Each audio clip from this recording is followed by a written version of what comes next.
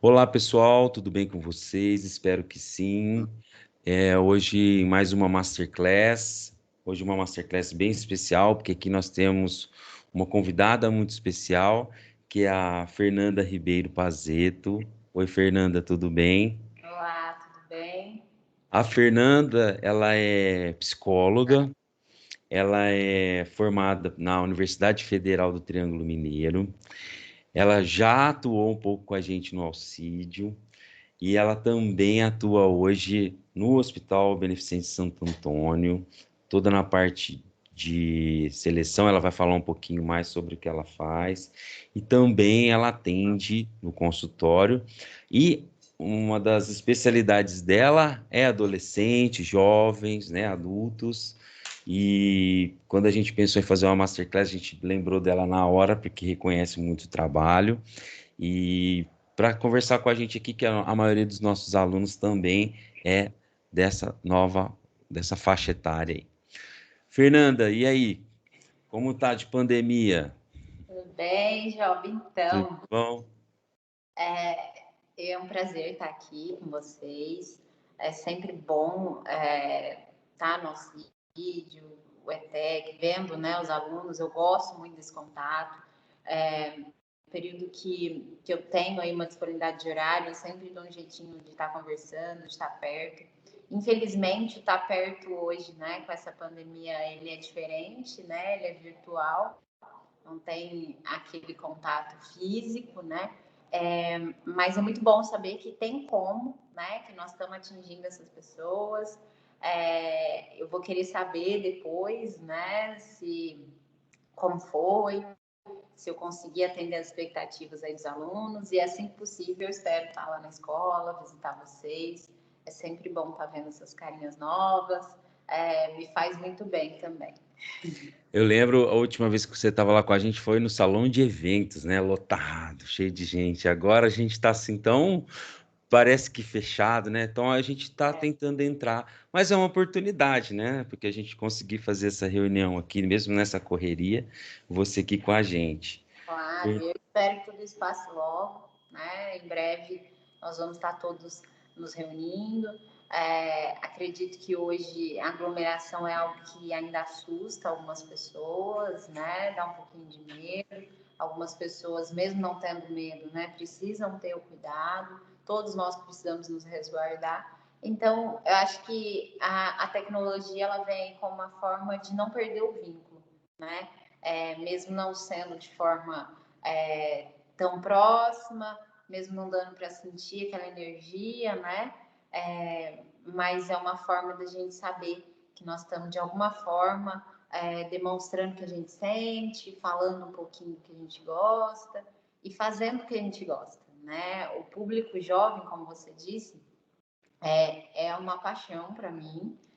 Hoje eu atuo aqui no hospital enquanto psicóloga organizacional, né? Eu fico na parte de auxílio do RH, de clima organizacional, então eu que auxilio, atendo os nossos funcionários aqui, tanto na parte de um suporte psicológico mesmo para os nossos funcionários, quanto as entrevistas de contratação, captação de currículo,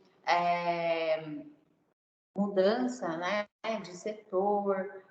Eu vejo, né, eu tento essa proximidade com os nossos funcionários para ter justamente um conhecimento do potencial de cada um, a possibilidade de mudança de setor, de mudança de cargo, muitas vezes.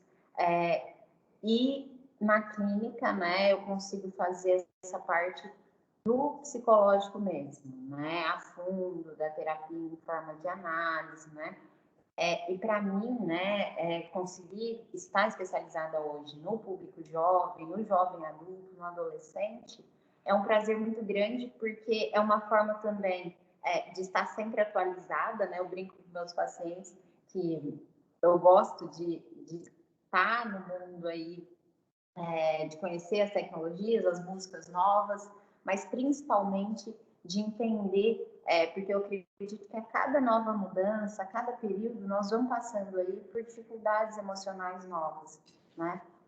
Sejam elas no âmbito da constituição de família, que vem mudando muito, seja as ansiedades dos novos jovens, as dores, né, que cada época eu percebo que é uma angústia nova, uma pressão nova da sociedade, né, talvez a pressão que nós tivemos não é a mesma que é dada a eles hoje, mas não é por isso que ela é menos pesada, que ela impacta menos. Então, isso me faz me sentir bem e me faz querer estar perto dele. Né? Então, eu tenho, todos os meus pacientes sabem o amor, o carinho que eu tenho, né, pela minha profissão, por cada um deles. E poder fazer esse trabalho que nós estamos fazendo hoje, para mim é muito gostoso, porque eu entendo que é uma forma de prevenção mesmo. Né? Estamos tentando cuidar um pouquinho daqueles que não chegaram ao consultório, que talvez não precisem, né, da ajuda especializada individual, mas que podem aí, de alguma forma, receber um pouquinho desse apoio emocional. E é um período realmente muito difícil, né? E falando desse período, não só o período do adolescente, né, que a gente trabalha já há muito tempo aqui, a gente entende bastante, mas assim, não só por esse período, mas eu estou falando do período de pandemia. Você está aí no olho do furacão, bem dentro do hospital, e eu queria que você falasse um pouquinho, né, como psicóloga, como que é lidar com toda essa situação, para depois a gente falar um pouquinho do pós, né? Então, conta um pouquinho para a gente aí, essa experiência, né, de estar dentro do RH, psicóloga, dentro de um hospital em pandemia. Nós começamos aí um preparo antecipado, né? Nós temos uma gestão aqui que tenta estar sempre à frente do que acontece na saúde. Então, nós conseguimos nos preparar aí de alguma forma antecipadamente para dar para os nossos funcionários todo o suporte, tanto emocional, né, na minha parte aí, quanto principalmente um suporte físico, no sentido de, antes de começar o boom da pandemia, antes da obrigação de, por exemplo, uso de máscara ou álcool em gel em algumas instituições, nós já estávamos nos preparando, já estávamos à frente disso, os nossos funcionários já estavam aí fazendo uso de todos os EPIs reciclados. Hoje nós temos aqui uma dinâmica, né, de isolamento. O isolamento é um setor que tem uma roupagem com cor diferenciada, são funcionários que não têm acesso a outros setores e outros pacientes, mas principalmente eu vejo a parte emocional, foi preciso esse preparo. Hoje os nossos funcionários já conseguem entender que a nossa missão é justamente acolher quem chega, né? Mas muitos, né, durante o início, né, durante a descoberta do vírus, como foi tudo, né, a novidade que foi tanto para quem está em casa quanto para quem está aqui dentro, né, algo muito desconhecido. Então, foi um período de muita ansiedade dentro do hospital. Então, nós tivemos funcionários que nunca se viram nessa situação, mesmo estando há 20, 10, 40 anos trabalhando aqui, nunca se viram necessitando ter medo, né, tanto de contrair o vírus, quanto de contaminar um familiar. Nós precisamos resguardar alguns funcionários, nós temos muitos funcionários grupo de risco, tanto por algum problema de saúde, quanto por idade. Então, tudo isso foi pensado. Eu acredito que essa é a missão mesmo, né, da psicologia e do emocional dentro da empresa. É ouvir a ansiedade de cada paciente, ouvir cada funcionário e conseguir perceber ali onde cada um vai poder auxiliar.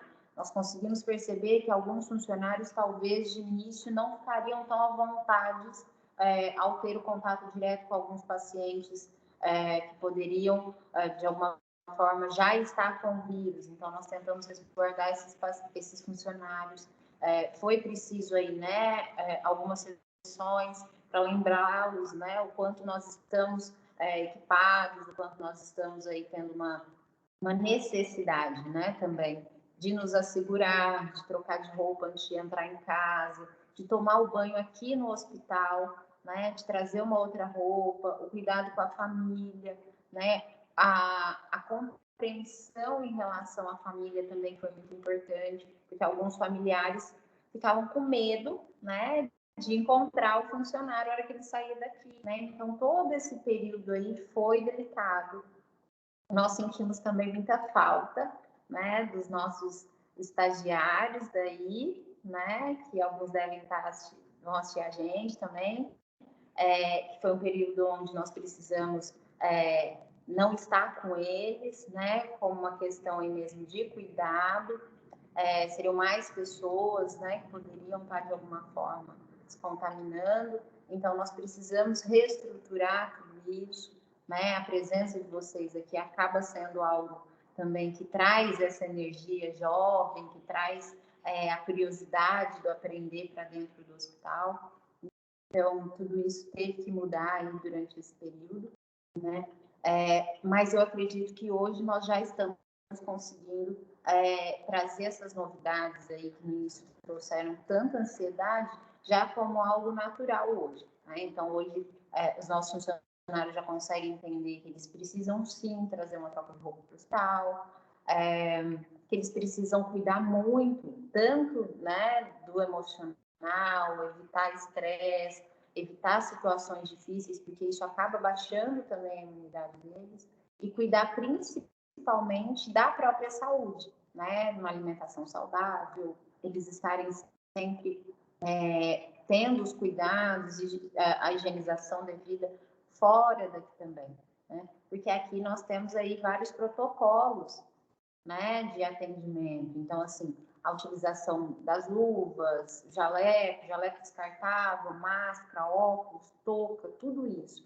Mas em casa, às vezes no mercado, no lugar, tudo isso não, às vezes não é feito. Então, nós fazemos essa conscientização permanente, né, no sentido de que ninguém se perca, né, porque eu acredito que todo período que se estende, né, como essa pandemia tem se estendido, nós corremos risco aí de ter picos de conscientização, né? Onde as pessoas começam com muito medo, tendo talvez até um exagero nos cuidados, né? Eu cheguei a ouvir pacientes, ouvir pessoas dizendo que estavam passando álcool no corpo após o banho, né? Uma coisa exagerada, desnecessária. Mas aí nós corremos o risco de, ao longo desse período, esses cuidados deixarem de existir, né? Do uso da máscara, do álcool na mão, da troca de roupa, de não entrar com o sapato da rua para casa.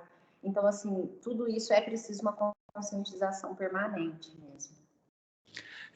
E a gente está prevendo aí, né, ano que vem o retorno das aulas, ainda não é oficial, mas a gente espera, né, em breve. Nós aguardamos aí a posição do governo, porque é uma escola do Estado, então a gente não está bem relacionado aqui, mas está mais relacionado ao Estado.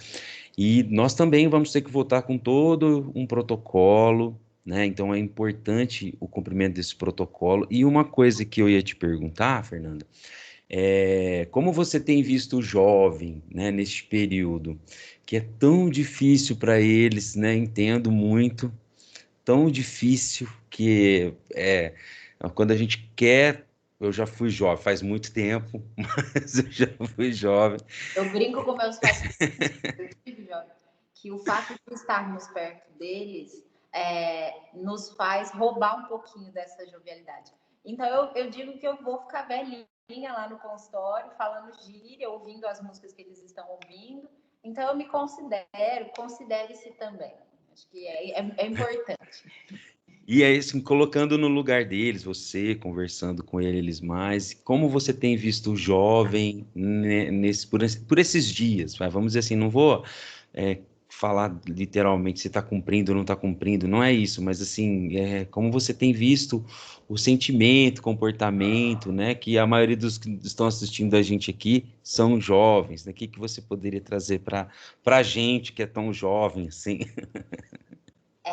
Uma coisa que é importante lembrar é que o CRP, né, que é o Conselho Regional de Psicologia, o CFP, que é o Conselho Federal de Psicologia, né, que é o órgão que me resguarda aí, e me cobra também, né, ele conseguiu entender, logo durante o início da pandemia, que a psicologia era uma das áreas essenciais durante um período de um vírus mortal aí, né, de nível mundial.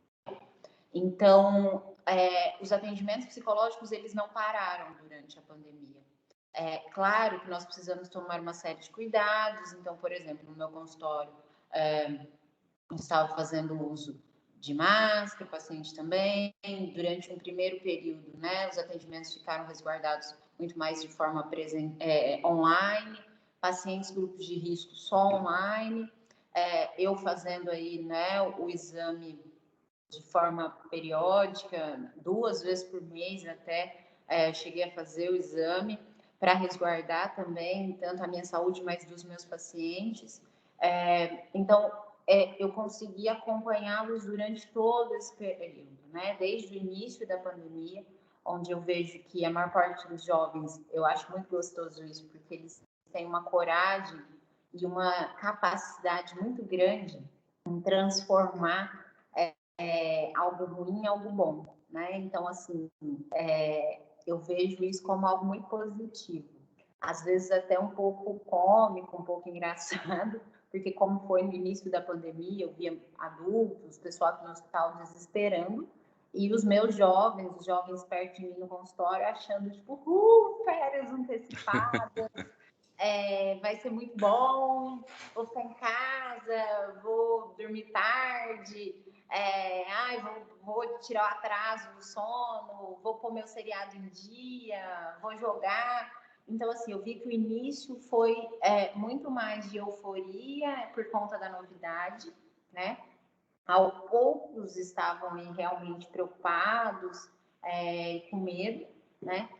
Mas agora eu percebo que tanto pela naturalidade aí, né, da idade, quanto a questão hormonal mesmo do jovem, que ainda tem hormônios se estabilizando, né, ainda em período aí de oscilação, eu vejo que eles têm muita energia.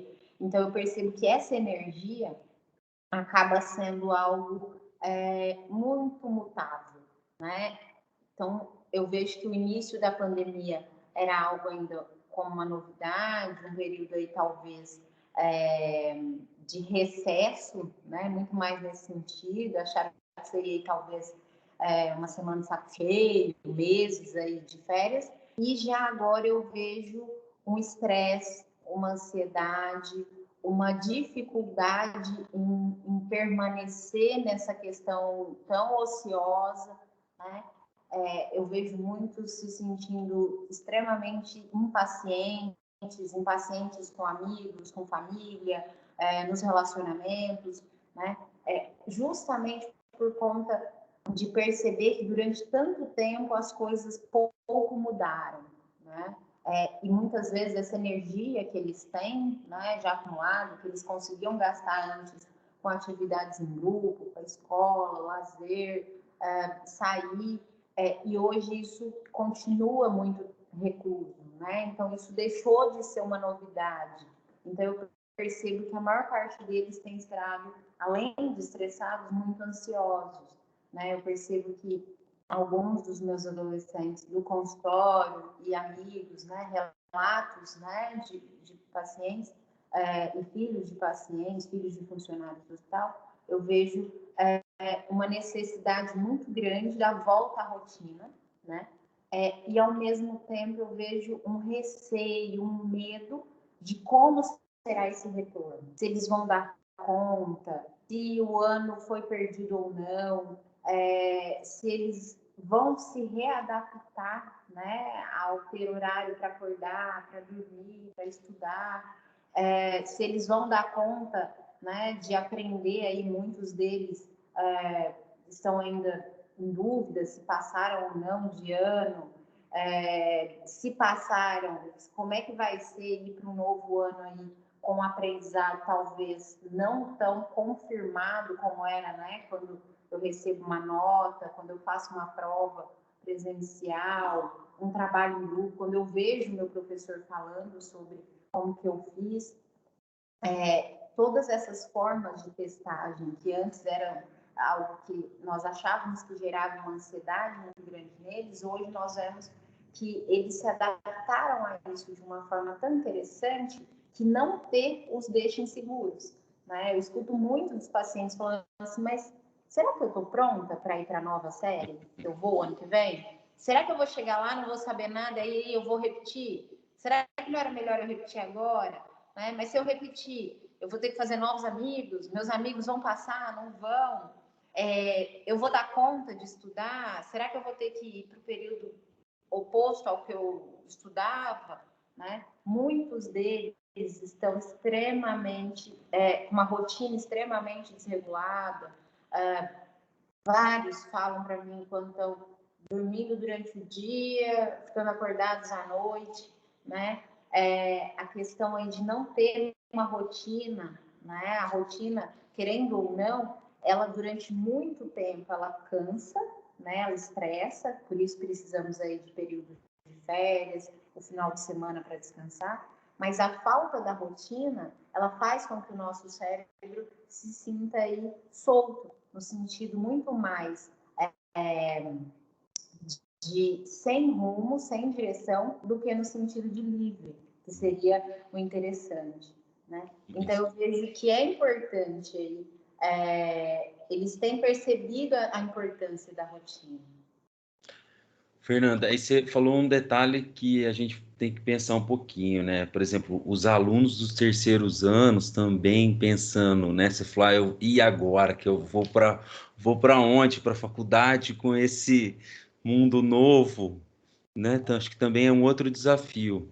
Exatamente. Eu percebo que essa ansiedade ela é ainda maior nos alunos de terceiro, né? Que vão Nono. aí, e os alunos de nono, que seriam aqueles alunos que estariam entrando num novo ciclo, né? Os alunos que estariam conhecendo, a maior parte das vezes, indo para um novo colégio ou uma nova universidade, alunos que estariam enfrentando aí uma nova dinâmica de aula, tanto de horários quanto de colegas, de professores, uma nova responsabilidade, né? Porque quando nós já temos aí o habitual, né? Nós já sabemos quem vão ser nossos professores, nossos colegas de sala, quem vai sentar do meu lado na carteira, tudo isso já gera um pouquinho menos de ansiedade, né? Já gera um pouco mais de conforto, né? Então, eu percebo que esses pacientes sim, estão mais ansiosos. Eu vejo que muitos estão se sentindo aí prejudicados, né? Alguns, por exemplo, até essa semana eu conversei com um paciente que ele estava se preparando para prestar o vestibulinho, né? Para ingressar. Estávamos estamos ainda, né? Na torcida aí, muito ansiosos para que ele passe, né? Um desejo entrar, né? No primeiro colegial aí, no Alcídio. E agora ele não sabe como que vai ser isso, né? Não tem prova. Exatamente, né? E antes a prova era algo muito questionado por eles. Nossa, mas isso é injusto, porque talvez no dia eu não tô legal, né? Acontece alguma coisa. E aí essa novidade também não parece tão justa, né? O novo acaba gerando um medo, uma insegurança, né? Alguns pacientes também estão aí no terceiro, estavam se preparando, era um ano aí onde muitos estavam aí buscando, junto com o colegial, buscando cursinho, buscando professores particulares, e tudo isso parou, né? Ou pelo menos parou de forma presencial, que é o que os nossos alunos de rede de ensino médio e fundamental estão habituados no nosso país, né? Então, essa nova modalidade de ensino, não saber, né, não ter a segurança se esse é ou não um método eficiente, porque logo eu já tenho que fazer uma escolha tão grande como né, a escolha da carreira. Então, tudo isso tem gerado, sim, angústia, ansiedade. Eu percebo que muitos deles se apegaram aí, né, em algumas fontes de prazer, que eu chamo com eles, que seria aí, por exemplo, o jogo, né, vários estão virando à noite aí, né, jogando no computador, no próprio celular, Vários têm me relatado o aumento aí da ingestão de alimentos, né? Então acabam descontando aí essa ansiedade numa forma de prazer que é o comer. Alguns deles, né, falam também sobre o aumento da ingestão de álcool, que é algo preocupante, né? Que é algo que acaba aí não só dificultando a socialização, os relacionamentos deles, mas também a parte neurológica, né? Porque aí tudo piora, né? Álcool queima neurônio e aí isso faz com que eles tenham mais dificuldade de raciocínio, sem contar aí, né? Aqueles que têm sentido mesmo aí sintomas depressivos mesmo, né? Um desânimo, uma falta aí de esperança, uma crença de que as coisas não vão melhorar, né? Então eu vejo que nós estamos passando por um período agora, né? Nesse momento, como você perguntou há pouco tempo, nesse momento específico da pandemia, eu acho que nós estamos num momento crucial aí de cuidado em saúde mental, né? Eu acho que nós cuidamos muito do nosso corpo, estamos usando máscara, passando álcool, cuidando aí para não ter aglomeração, mas eu acho que nós não estamos sendo orientados, não fomos preparados, né, muitas vezes, para nos sentir bem sozinhos, né? Eu sinto que a falta dos colegas, a falta da aglomeração, né, a falta das atividades em grupo, do esporte em grupo, tudo isso tem feito com que os nossos jovens, os nossos adolescentes sintam aí sintomas muito mais estressores, muito mais preocupantes, né? Eu acho que para isso eu, enquanto terapeuta, tenho aí, né, o fato de estar vindo aqui, de auxiliá-los no consultório, mas eu sinto que vai ser um papel muito importante aí dos professores, dos orientadores, o pessoal que vai receber esses alunos, né? Eu sinto que vocês precisam estar muito bem, né, para conseguir dar esse suporte que eles estão esperando, que eles vão contar com vocês. Né? E a gente precisa muito deles, né? Como você disse, eu assino embaixo, a gente precisa dessa energia deles, né? Dessa vitalidade para a gente poder fazer o nosso trabalho. Acho que faz muito parte isso, né? A gente ter esse ambiente que ao mesmo tempo está pertinho, mas está muito longe, né? Um pouco diferente. E eu queria te fazer também nessa ligação, Fernanda, eu ia te pedir um pouquinho sobre a família, né? O adolescente lá dentro da família, né? O redor dele ali, como que está sendo, ou o que você acha que a gente precisava observar, ou pelo menos parar um pouquinho e refletir neste ponto específico? Sim, acho até, né, eu brinco com meus adolescentes que eles podem me usar aí no sentido de se comunicar com os pais, né? Muitas vezes o terapeuta, os professores, eles são uma ponte aí, né? Nem sempre o adolescente se sente à vontade para conversar algumas coisas com os pais. Então, acho até que se eles se sentirem à vontade aí, nesse momento, acho que é legal chamar os pais para estar ouvindo, para estar junto aí. Provavelmente alguns pais vão assistir Legal, que esse bom. vídeo. Eu fico muito feliz com isso. Eu acho que é um período onde nós precisamos entender que, se para nós adultos a situação é difícil, é nova, é estressante, isso dificultou e modificou não só formas de trabalho, mas também atividades como fonte de renda de algumas famílias. Né? Eu entendo que os pais estão passando também por um período estressor, alguns pais perderam emprego, outros precisaram se reinventar dentro do seu trabalho, algumas empresas precisaram modificar a rotina salarial, de horário, de forma de atendimento de cliente. Então, tudo isso acaba gerando aí uma dificuldade também para os adultos lidarem com a situação. Mas nós não podemos esquecer que, se para o adulto, que é a pessoa responsável emocionalmente, né, que é aquele que legalmente já dá conta dos seus atos, né? Se já está difícil, nós precisamos ter muito cuidado com os nossos adolescentes, com as nossas crianças, com os nossos jovens, né? Não é à toa, né, que existe aí um código, né, que os defende, que os ajuda. É comprovado aí, né, cientificamente, que o adolescente ele precisa sim de orientação, de respaldo. Então, tudo isso vem justamente para entendermos que nem sempre o filho, o sobrinho, o aluno, ele já consegue entender que aqueles sentimentos dele pode levar a algo pior. Nem sempre ele dá conta de perceber que talvez uma atitude dele pode estar levando aí a algo que o prejudique ou prejudique as pessoas que estão à volta dele. É por isso que existe sim uma importância e uma necessidade desse adolescente, dessa criança, estar cercada aí por adultos capazes.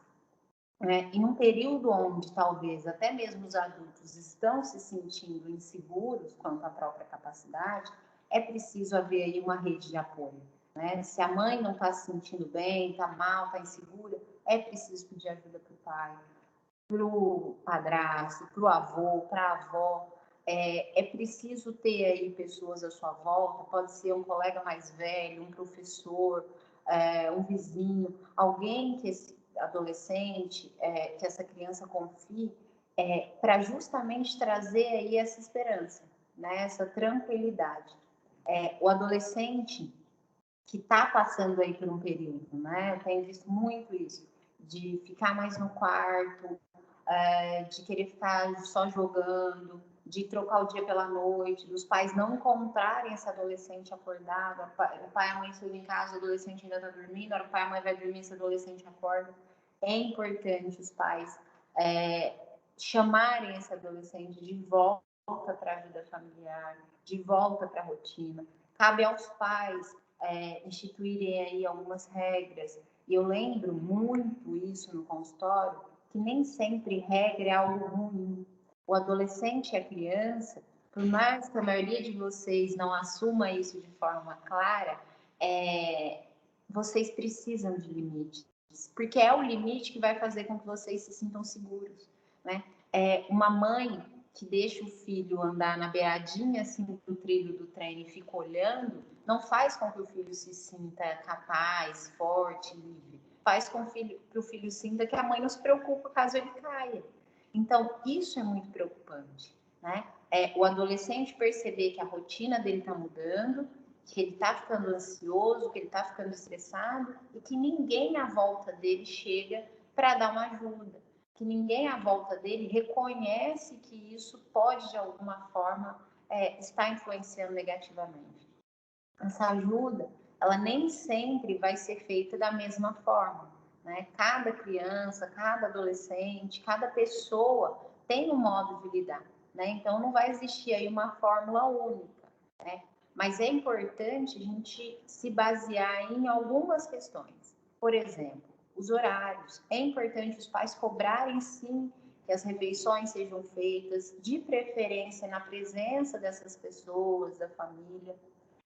Que esse adolescente tenha aí os cuidados de higiene básica feitos, tá? Porque muitos deles estão há dias sem pentear o cabelo, sem escovar os dentes, então tudo isso precisa ser feito, né? É importante aí atividades fora de casa, né? Claro, é preciso todo cuidado, mas assim, que seja para dar uma volta de carro, passear na calçada com o cachorro, sentar na garagem ali, ver o movimento da rua, tudo isso já é uma forma aí de tirar esse adolescente, tirar essa criança de dentro de casa, né, de estar tendo um momento família. É importante também com que esses pais tentem fazer de alguma forma parte aí disso que está ajudando essa criança, esse adolescente. Então, assistir um filme junto, fazer um bolo no domingo à tarde junto, conseguir manter aí o contato com os relacionamentos. Então, assim, insistir mesmo. Filha, liga lá para sua amiga, que seja uma chamada de vídeo, Você tem perguntado como é que a avó tá, como é que a tia tá? Esse contato não precisa ser físico, mas ele precisa existir, né? Mesmo que de forma virtual.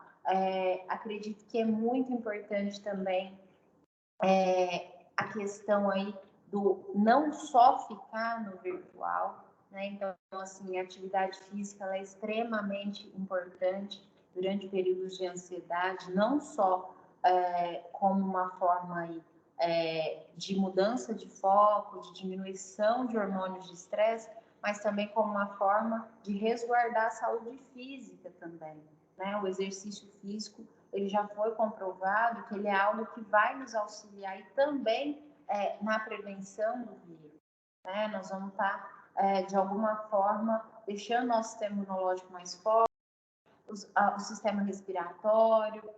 Então, tudo isso precisa ser feito, claro, lembra, né? Cuidado.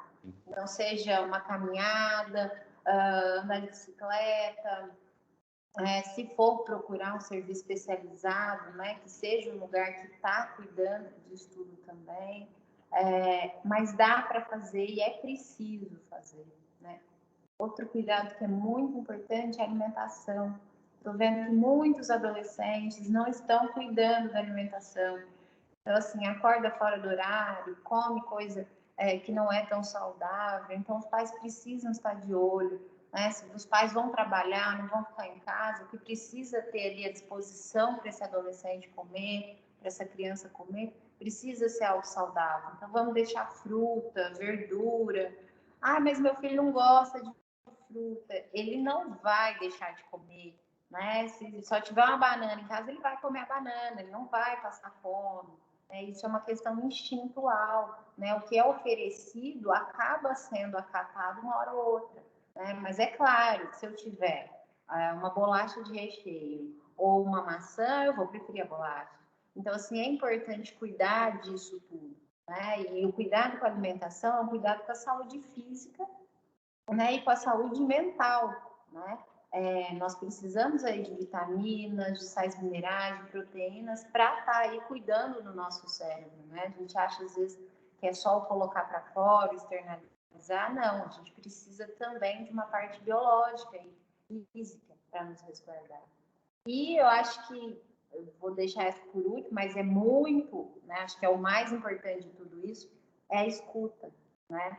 O pai, a mãe, o cuidador, a avó, o avô, o tio, o padrasto, o irmão mais velho, que escuta, né? Que chega, que senta, que pergunta como que foi o dia, que conta como foi o seu próprio dia, né? Os pais que não tentam ser super-heróis, né? Porque não adianta a gente falar para o filho, ai, tá tudo bem, eu tô super tranquilo, não fica com medo não, ai, você é boba, nossa, não precisa disso. Não, a gente também tem medo, a gente também sofre, olha, tá um saco, as coisas estão difíceis, eu também não queria estar passando por isso, mas nós vamos dar conta juntos, né? Eu tô aqui, nós podemos reclamar juntos, chorar juntos, mas depois nós vamos sentar e pensar numa solução juntos, né? Acho que é muito importante os pais, às vezes, conversarem, se abrirem, até mesmo para ouvir dos filhos, né? É muito comum eu conversar com alguns pais que falam assim, ai, meu filho não fala comigo, ele não se abre. E aí, quando eu vou atender esse adolescente, ele fala assim, ai, a minha mãe não vai gostar de ouvir isso.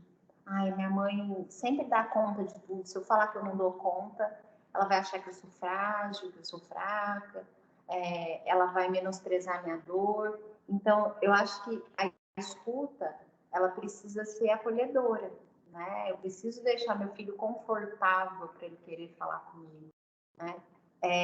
E eu brinco muito com os meus adolescentes no sentido de que, às vezes, o medo de falar algumas coisas para os pais é muito mais uma insegurança, uma vergonha, um meio, né, de como isso vai ser recebido. Então, às vezes, fala de uma forma mais descontraída, manda uma mensagem de texto se o assunto for algo que gera algum tipo de constrangimento ou que você não tem uma vontade de falar frente a frente. deixa um bilhetinho lá no quarto da mãe, do pai, de quem for. Eu acho que nós podemos usar aí da criatividade, né, que o adolescente tem, como forma de se comunicar, né? A comunicação, ela nem sempre ela é verbal, como nós estamos fazendo aqui, né? Então, muitas vezes o adolescente que chora com facilidade, que não sai do quarto, que está muito calor e está usando só roupa fechada, que cobre os braços, esse adolescente ele está de alguma forma se comunicando, né? Ele está falando que ele não está bem. Então, é importante os pais ouvirem aí o que eles não estão dizendo. E eu acho que esse é um cuidado aí que é preciso ter, não só os pais, né? Mas os pais, avós, tios, professores, coordenadores, inspetores de aluno, a bibliotecária, todo mundo, né? A tia da cozinha, o auxiliar da limpeza. Eu acho que a identificação, ela não escolhe profissão, ela não escolhe gênero, ela não escolhe. Não é assim, eu quero falar com tal pessoa. Não, às vezes eu fico à vontade com alguém, e é esse alguém que vai me auxiliar, esse alguém, talvez, só de me ouvir, já vai estar diminuindo aí uma ansiedade, uma angústia. E às vezes é uma coisa que é mútua, né? Às vezes tanto o adolescente, a criança, precisa conversar e o adulto também precisa conversar. E por alguma razão, que às vezes assim, como se diz, insegurança, receio, medo, não aprovação, superaprovação, a gente deixa de conversar, né? Por isso que a gente precisa quebrar barreiras, né? Eu acho que essa barreira que a gente tem, principalmente o adolescente, quando vai crescendo, vai construindo, o adulto também acaba criando essas barreiras, porque uma coisa interessante, todo adulto já foi adolescente, né? Todo adulto sabe o que é, que passou, como que foi difícil, e aí a gente escuta assim, na minha época era pior, na minha época não era assim, porque na sua época não era assim, você quer que a minha também seja assim, né? Às vezes a gente precisa. Sabe o que é muito interessante, Jota, quando você diz isso? É muito comum, assim, pai e mãe chegar e falar assim, eu sofri isso e não precisei de psicólogo. Porque meu psicólogo era chinelo em casa. Né? Eu escuto muito isso de pais. Mas de pais que estão levando os filhos, mas mesmo assim acreditam que isso poderia ser resolvido de outra forma. E o que é interessante é que é até uma coisa que talvez a maior parte dos pais vão entender. Peço paciência aí para os jovens que estão ouvindo, no sentido de esperar o final da minha frase, porque eu sei que eles são ansiosos, a gente começa, eles já querem antecipar o final. Mas o que acontece? Quando o pai, uma mãe, quando um casal espera, né, ou um casal, ou uma pessoa solteira, ou esperar um filho, é esperar um bebê. Ninguém. Isso é uma questão, assim, pode parecer óbvio, mas é uma questão emocional. Nenhum pai, nenhuma mãe espera um adulto. Então, muitas vezes, o que acontece? Essa espera pelo bebê não traz ao pai e à mãe a consciência de que esse bebê cresce. E esse bebê, ao crescer e se tornar um adolescente, ele vai se tornar um adulto. E esse adulto passa a ser alguém como eu, não alguém que precisa de mim. Cuidar de um bebê é saber que você tem um serzinho ali dependente de você. Um serzinho que vai usar a roupa que você colocar nele, que vai comer o que você der para ele, que vai junto com você onde você o levar. E conforme esse bebê vai crescendo e tendo as próprias vontades, os próprios gostos, os próprios desejos, a própria personalidade, o próprio jeito de se vestir, de lidar com as coisas, ele vai se identificando com o mundo, e talvez esse não é o mundo que quem o criou, que quem o esperou, gostaria que ele escolhesse. Então, esse período aí de adolescência, ele não é um período difícil só para o adolescente. E eu acredito que essa dificuldade dos pais em lidar com um novo adulto dentro de casa, né, com um novo ser igual a mim, com uma menina que talvez vai querer usar minha roupa, com um menino que talvez já está maior do que o pai, que ao chegar no lugar já tem mais habilidade do que o pai em determinadas coisas. Lidar com isso gera no ser humano uma ansiedade e uma insegurança muito grande. Porque eu estou acostumado a lidar com alguém que dependia de mim e que não confrontava, com alguém que não ia contra, com alguém que fazia aquilo de acordo com o que eu planejei e esperava para ele. Eu ouvi uma vez no consultório uma mãe dizendo assim: eu não sei, o meu sonho era fazer balé quando eu era pequena. Todas as minhas amigas faziam balé e eu não fazia porque minha mãe não tinha condição. Eu pus ela no balé, ela não quis ficar no balé. Como ela não quer ficar no balé? Eu sempre quis ser bailarina, por que ela não quer? E aí tem pai e mãe que a princípio tem uma dificuldade de lidar comigo. Porque eu vou precisar falar assim, porque ela não é você. Porque o fato de termos um filho, por mais que isso nos gere aí um amor incondicional, uma angústia só de pensar a partida, a partir do momento onde o cordão foi cortado, lá no centro cirúrgico ainda, ou em casa, no parto normal, esse ser não faz mais parte de você. Por mais difícil que isso seja. que isso doe no seu coração, mas é um outro indivíduo. É um outro indivíduo. Mas, nossa, é muito legal. Fernando, para a gente passar para o ponto, talvez seria o mais... Não todos estão ótimos, mas eu acho que a gente não poderia deixar de falar que é agora o pós, né? Depois dessa pandemia, ou não é um pós, né? Vamos dizer que a gente ainda está nela, mas a gente precisa se adaptar. E na questão do mercado, do emprego, da seleção, você que está aí trabalhando numa empresa que eu sou suspeitíssimo para falar que gosto demais, que é o hospital.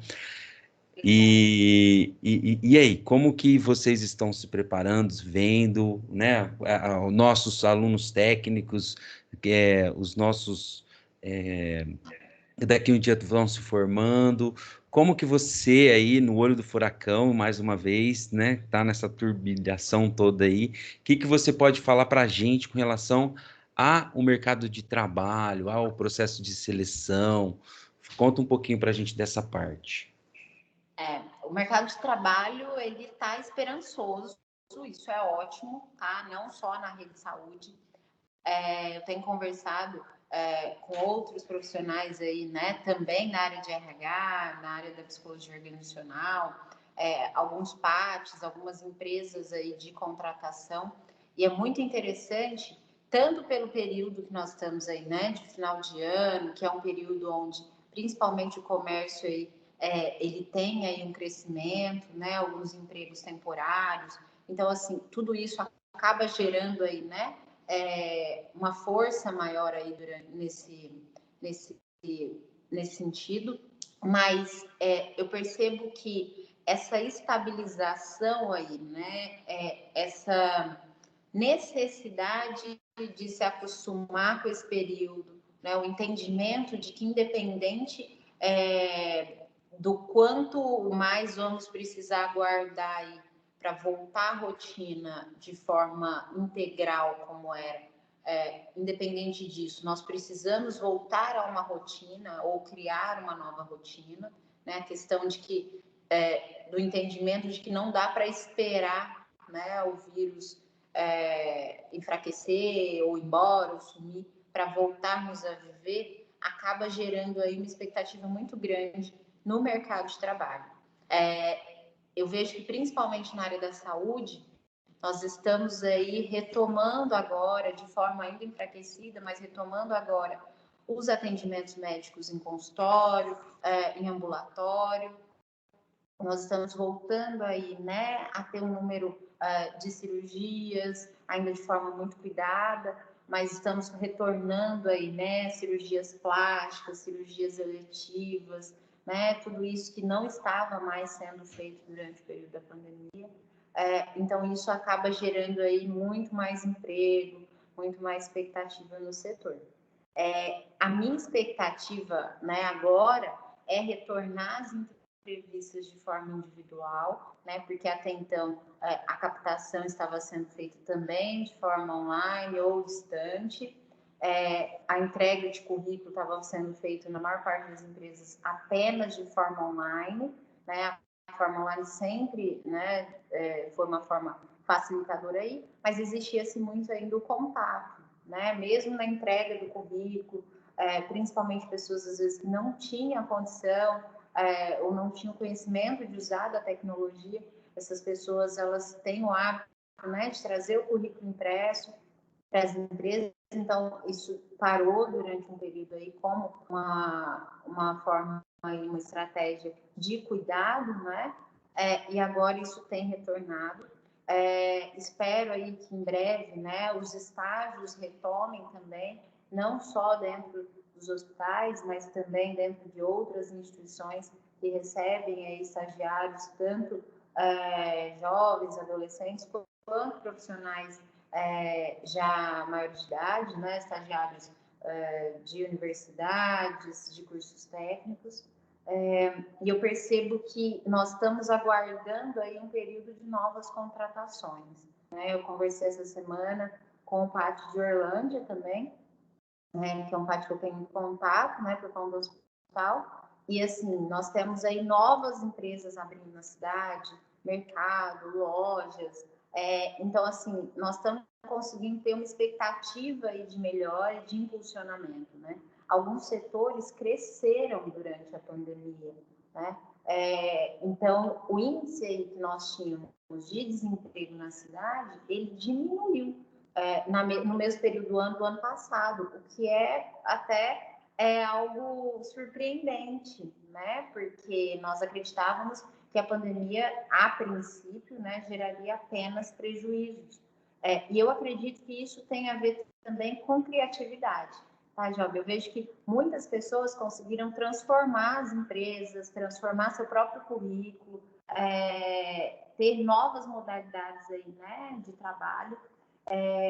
E eu espero um candidato, né, principalmente aqui no hospital, um candidato que venha descansado, né, desse período aí, mas principalmente um candidato que queira trabalhar, né? Eu tenho a impressão de que nós estávamos passando aí um período um pouquinho antes e o começo da pandemia, um período aí com candidatos extremamente desmotivados, né? Então isso é muito preocupante. Então o pessoal que está aí se preparando para voltar para o mercado de trabalho, para voltar a entregar currículo, para tentar uma vaga em uma empresa, é muito importante, gente, vocês terem ciência da responsabilidade que entrar numa empresa, ter um trabalho, né? Não é só a questão aí da remuneração, das horas assinadas lá no boletim, né? Na carga horária.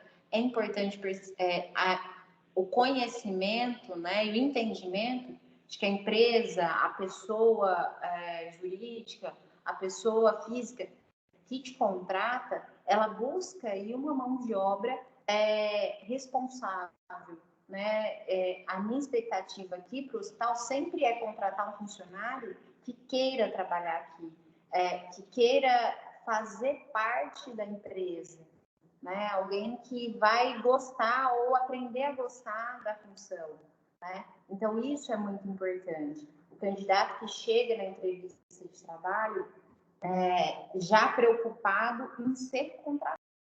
Então, o que é isso? É aquela pessoa que vai chegar para a entrevista, que ela vai ter pensado, pelo menos, né? Na roupa que ela iria vestir, na aparência física dela no momento. Quando eu falo de aparência física, não é se maquiar, chegar parecendo que você vai numa festa, pôr uma roupa cara. Não é isso, gente. Eu estou falando, assim, de vir tomar um banho, vir com o cabelo penteado, se apresentar, né? Não vir com uma roupa que você dormiu 2, 3 dias, ter o Bermuda. cuidado. Exatamente, bermuda, Boné.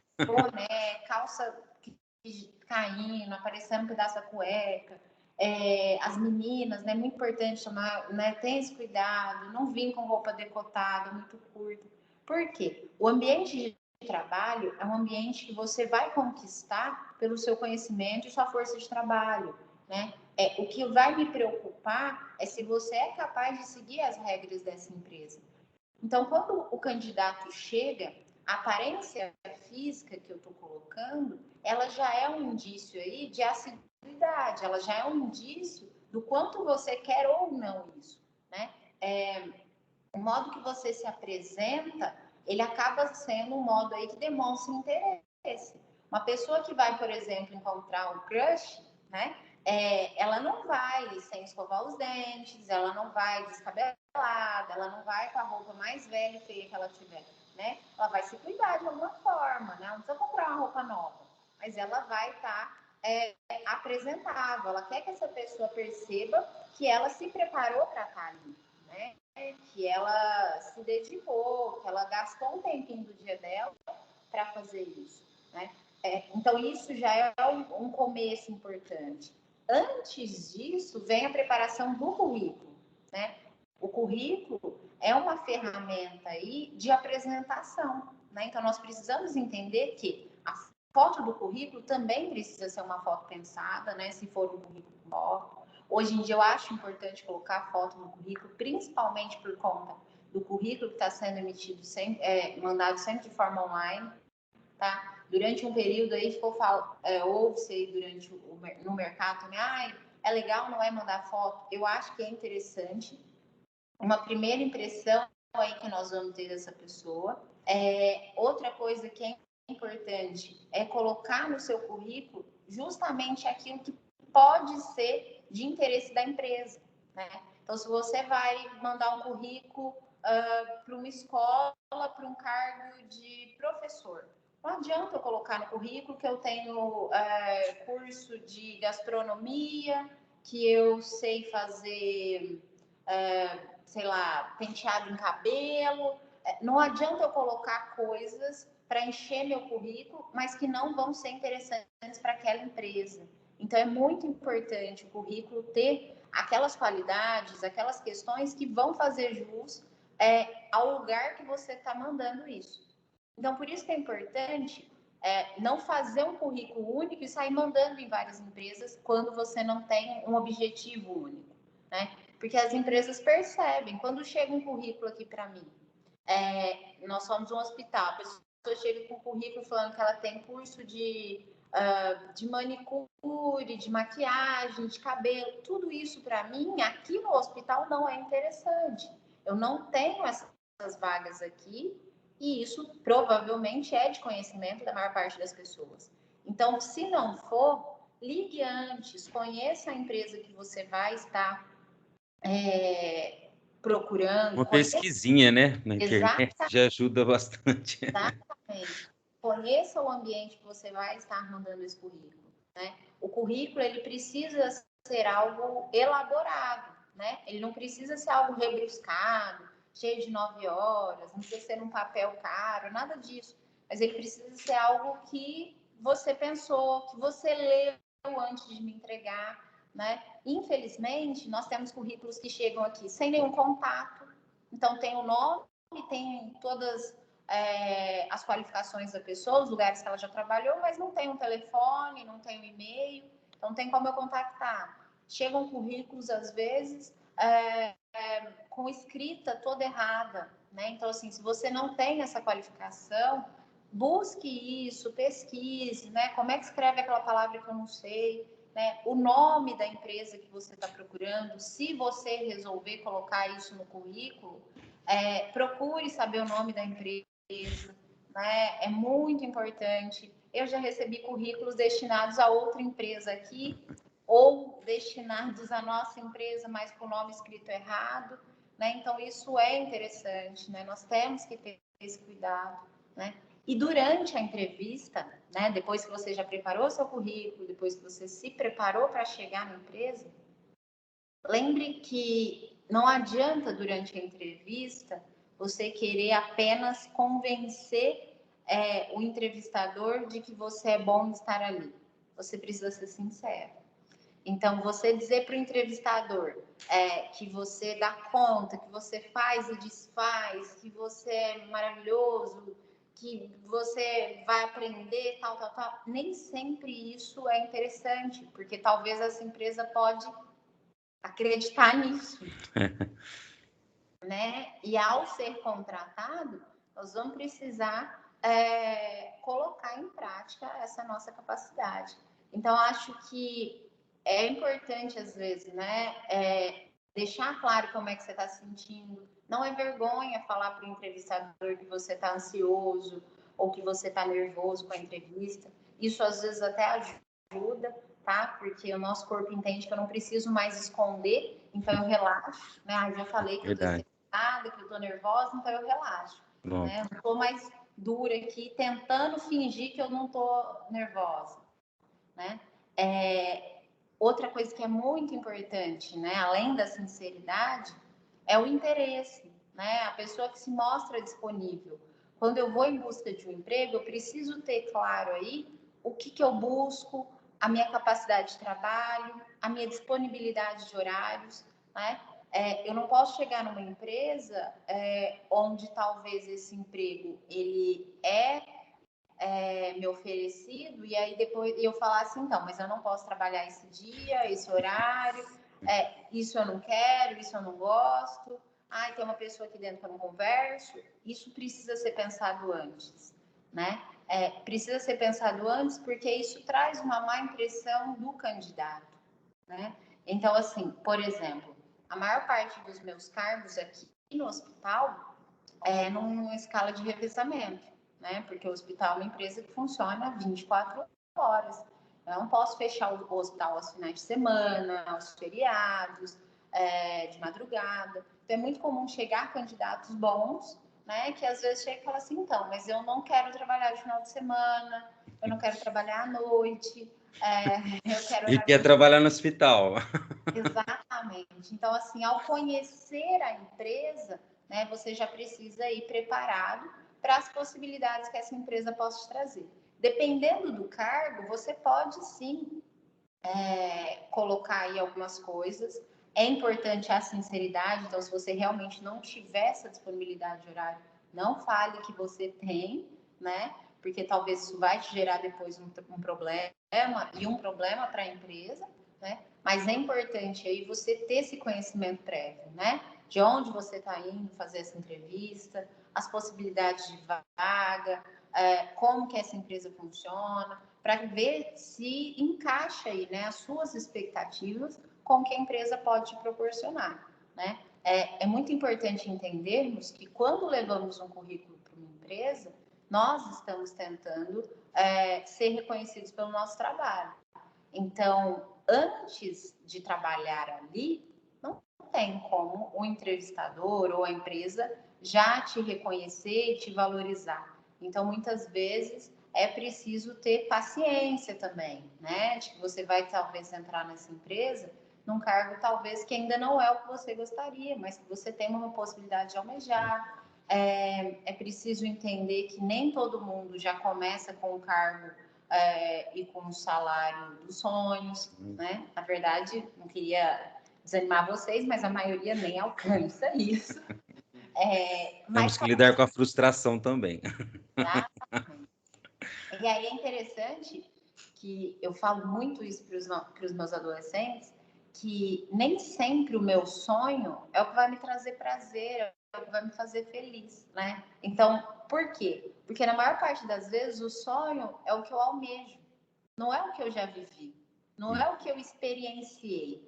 Então, eu tenho, por exemplo, pacientes que sonhavam em fazer determinado curso, começaram a falar assim, Fernanda, eu estou adiando, eu não quero. Eu tenho jovens no meu consultório que já estão no mercado de trabalho, que estão passando aí por um período de não identificação com a carreira. Então, nós vamos precisar aí de uma transformação, de uma mudança.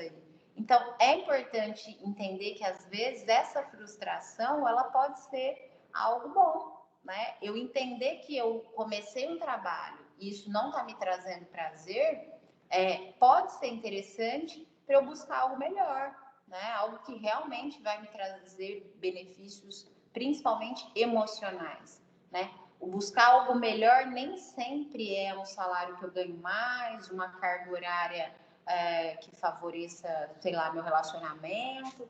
Buscar um trabalho melhor é aquilo que você vai fazer e que você vai chegar em casa, talvez fisicamente cansado, mas emocionalmente satisfeito, né? Realizado, né? Exatamente. Fernanda, nosso horário já passou. Eu queria Eu avisei muito. que eu falo muito. Eu queria muito agradecer em nome da escola. Quero agradecer aqui a Gisele que passou seu contato.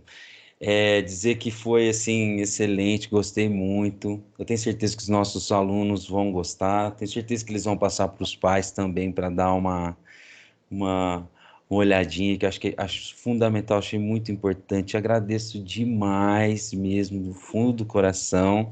Dizer que a escola está disponível para você sempre que você precisar de alguma coisa, pode entrar em contato com a gente. E é isso. Manda um recadinho final aí para todo mundo.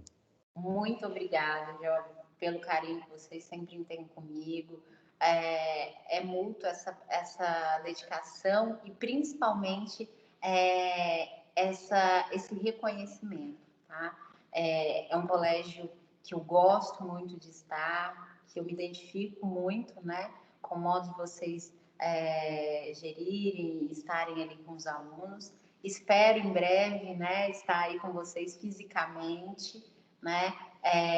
Eu gosto muito dessa energia de início de ano, de início de aula. Acho que isso é algo que nos traz aí um gás, um ânimo. Espero que seja assim mesmo agora, né? Com esse novo início que nós vamos ter. Estou também à disposição de vocês sempre. Às vezes a agenda meio corrida dificulta aí algumas coisas, mas nós vamos dando um jeitinho. Espero, né, que o pessoal tenha gostado, que tenha ficado claro algumas coisas que eu coloquei. Terapeuta fala muito, psicólogo sempre vai ter aí um parafuso a menos, e isso acaba muitas vezes transformando aí um assunto em outro, mas é sempre muito bom estar aqui com vocês. Gostei também, e vocês precisando, eu estou à disposição. Certo? Muito obrigado. Tchauzinho, beijinho para todo mundo, gente. Tchau.